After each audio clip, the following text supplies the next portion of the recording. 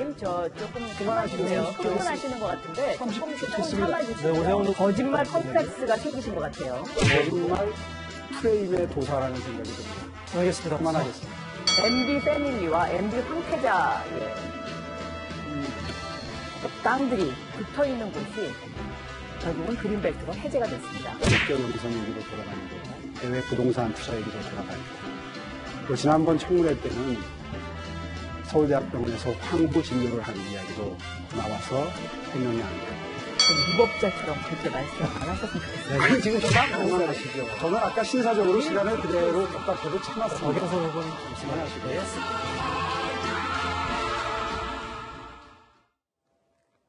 언제나 날카롭고 정확한 분석을 해주시는 전문가 세 분이 스튜디오에 나와 있습니다.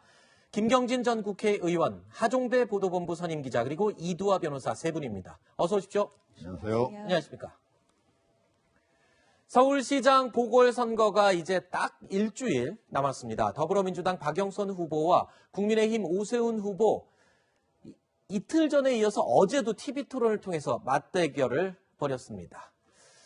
자, 앞서 영상으로 보셨지만 두 후보 서로를 향해서요, 거짓말 콤플렉스가 생겼다, 거짓말 프레임 도사다, 날선 반응을 이어갔습니다. 서로를 향해서 MB 황태자다, 도쿄 영선이다, 뭐 이런 별칭까지 만들어서 사용을 했습니다. 자, 일단 김경진 변호사님, 네. 두 후보의 토론회를 어떻게 보셨습니까?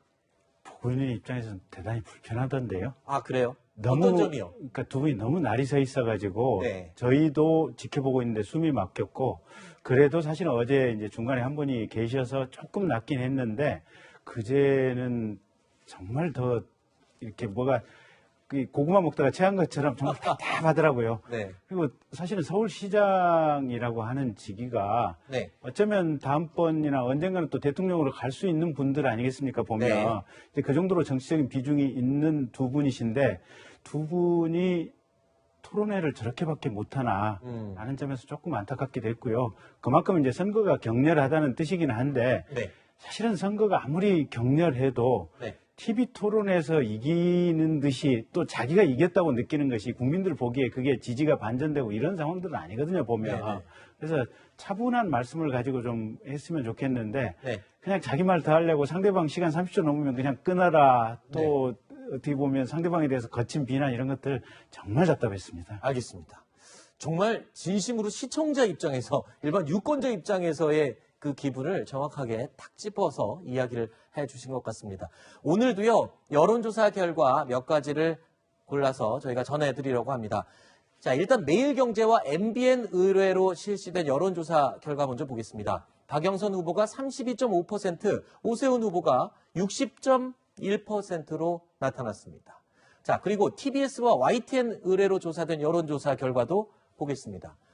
박영선 후보가 32%, 그리고 오세훈 후보가 55.8%로 23.8%포인트 차이를 보였습니다. 지난주와 비교해 보면요, 박 후보가 29.2%, 오 후보가 48.9%로 19.7%포인트 차이가 났었다는 점, 두 가지 비교가 되는 것 같습니다.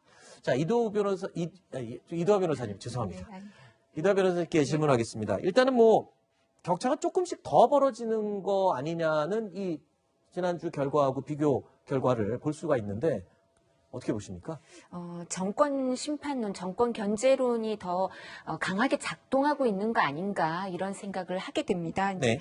사실 그 한겨레에서 분석 기사를 썼던데요. 정치에 오래 네. 정치부 출입했던 기자가 야당을 공격할수록 민심이 떠나가는 역설. 제목을 이렇게 또 썼더라고요. 네. 예. 그러면서 이제 이 부분에 대해서 여당의 패착을 부동산 정책 실패, 그다음 정부 여당의 어설픈 물타기 시도, 더불어민주당의 네거티브 캠페인 뭐 이런 네. 거를 이제 이 선거에서 양상을 설명을 하던데요.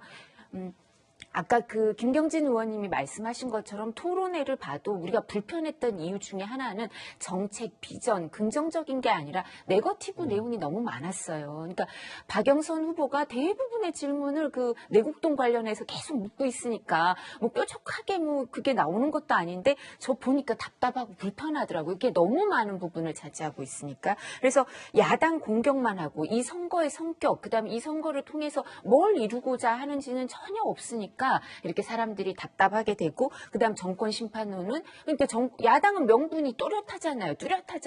그래서 이렇게 지지율이 그리고 국민들이 20대는 공정에 분노하고 그런 거 아닌가 싶습니다. 네. 두 번의 TV 토론회를 통해서 이 박 후보와 오 후보 서로 공약을 두고 날선 공방을 벌이기도 했습니다. 이틀 전 토론회에서는요, 때 아닌 모기 논쟁이 벌어지기도 했었죠. 빗물 내려가는 관이 얼어 터지면 아니죠. 서울에 동파가 빗물 많잖아요. 관으로 하지 않습니다. 아마 요즘 한 10년간 쉬셔서 요즘 스타트업의 발전 상황을 잘 모르시는 것 같은데요. 겨울에는 그럼 안 온다고 치고 네, 여름에 그렇습니다. 모기는 어떻게 해결하나요? 거기 모기 그렇게 많지 않습니다. 중국의 모기는 숲에는 엄청나게 많은 모기 있을 수 있죠. 모기 있을 아니 수 여름에 있지만 모기가 없나요? 숲이 이렇게 있으면? 모기가 무서워서 숲을 다 팹니까? 자, 박 후보가 서울의 랜드마크로 짓겠다라고 내세운 수직 정원 공약에 대해서 오 후보가 모기가 많아질 것 같다라고 지적을 한 건데요. 그런데 오 후보의 이 이야기는요, 처음 나온 게 아닙니다. 과거에 다른 경선 후보의 입에서 나왔었습니다. 이게 지금 중국의 성도라는 데 지은 아파트인데요. 네. 이 아파트의 입주율이 지금 1%입니다. 아, 그곳은요. 완판됐었는데 지금 10가구가 살아요. 그곳은 800가구 중에. 비슷한 모델이 중국 수천성에 있는데 여기가 처음에 한 800가구가 입주했다가 지금 다 나가고 10가구만 남았습니다. 하도 모기가 들끓어서 이게 흉물이 될 가능성이 매우 먼저 높아요. 이제 더불어민주당 서울시장 경선에서 우상호 의원도 같은 지적을 했었는데요. 오 후보가 이 장면을 본 걸까요? 이 내용을 그대로 다시 질문을 던진 겁니다. 다시 한번 박 후보의 수직 정원 도시 공약을 살펴보겠습니다. 공원을 수직으로 사진에 나오는 것처럼 층층이 수직으로 세우고 여기에 1인 주택, 스마트팜이 함께 공간을 만들겠다라는 건데요. 오 후보는 이렇게 숲이 우거지기 시작하면서 모기가 많아질 것이다 라는 지적을 한 겁니다. 그러면서 수직 정원이 실패한 이 중국의 사례를 강조했습니다. 자, 중국에서는 수직공원을 만들었었는데 모기가 들끓어서 아무도 들어오지 않는다라는 그 실패 사례를 설명한 것이었죠. 박 후보는요, 파리, 밀라노 등이 계획하는 새로운 트렌드다라면서 맞섰습니다.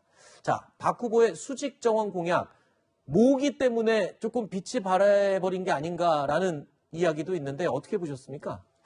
이제 모기 논쟁이 갑자기 돼가지고 이게 본질하고 좀 이제 흐려졌는데 사실은 이제 저게 하나를 이제 박영선 후보가 서울 시내에 다액 도시를 건설하면서 21개 다액 도시마다 하나씩 짓는데 21개면은 한 개 짓는데 지금 박 후보 같은 경우에 한 3천억 든다 그러고 오세훈 후보 같은 경우 5천억도 든다 이런 얘기가 있다라고 얘기를 하는데 과연 3천억으로 계산한다고 하더라도 저게 엄청난 몇 조가 들어가는 그 사업 아니겠습니까?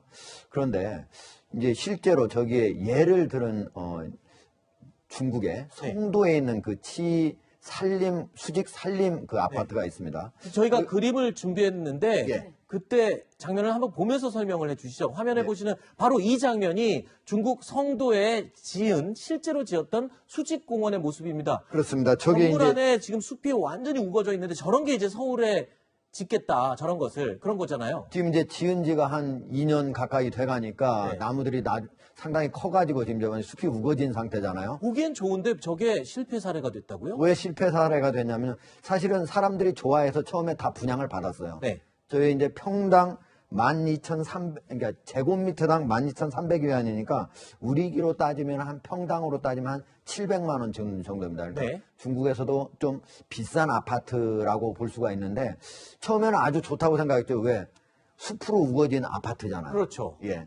그리고 또 온도도 도심에서 좀 내려갈 거로 예상이 됐고 그래서 다들 샀는데 지금 들어간 곳은 826세대 중에 딱 10세대 분이 안 들어갔다는 다 나가고요. 예. 아니, 들어가질 않은 거죠. 아예 들어가진 예. 않았군요. 왜 사놓기는 하고 안 들어간 거예요. 아하. 다른데 이제 팔아먹으려고 기다리고 있겠죠. 왜냐하면 네. 자기가 들어가서 살아보려고 하니까 가보니까 실제는 물론 여름에는 좀 약간 온도가 낮아진 건 사실인데 거기에 이제 나무가 우거지니까 모기가 많아지고 또 하나는 채광이 잘 안 된다는 겁니다. 하늘이 져서. 예.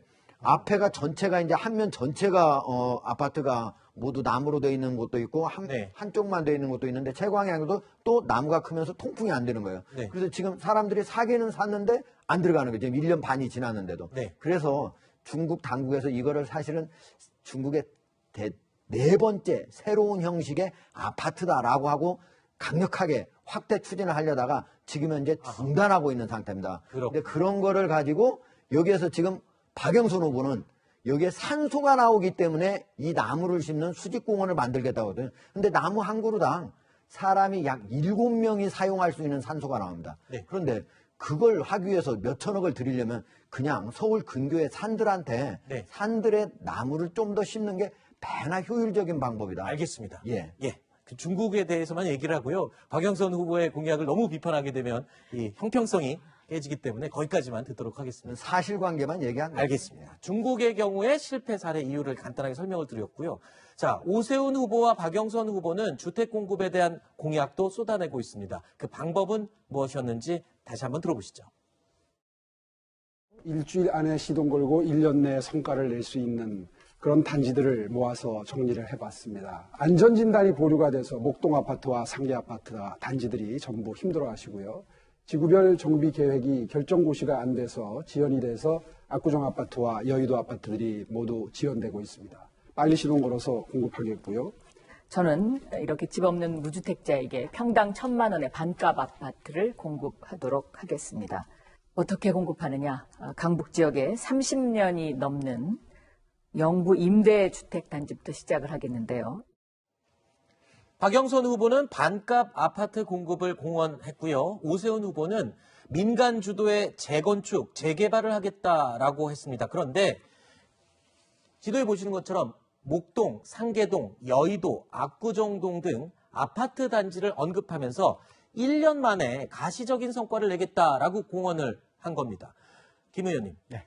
자, 그런데 지금 임기가 지금 보궐선거기 때문에 1년밖에 남지 않았습니다. 근데 이렇게 개발이 많이 된 이 지역의 넓은 지역의 재개발, 재건축을 1년 만에 하겠다. 너무 현실성이 없는 공원이 아니냐 이런 얘기도 나오거든요. 그러니까 이제 1년 내에 끝내겠다는 얘기라기보다도 네. 이제 본인 말씀은 뭐냐면 안전진단 보류가 돼서 이게 절차 진행이 안 되고 있는데 네. 안전진단 절차를 신속하게 할 수 있도록 하겠다. 성과를 내겠다. 네, 뭐 이 필요한 정도의 행정 얘기인가요? 절차를 빨리 하도록 하겠다. 네. 그다음에 지구별 정비계획 결정 고시도 최대한 빨리 하겠다. 그래서 재개발 재건축에 필요한 절차적인 과정을 빨리 1년 안에 이루어질 수 있도록 하겠다. 그 과정을 통해서 좀 땡기겠다. 이런 취지로 해석을 하시면 될 것 같습니다. 글쎄요. 재개발, 재건축을 1년 안에 어떤 가시적인 성과를 내겠다. 이게 과연 현실적인 공약이 될 수 있을지 의문을 갖는 사람들도 꽤 많은 것으로 지금 알려지고 있습니다.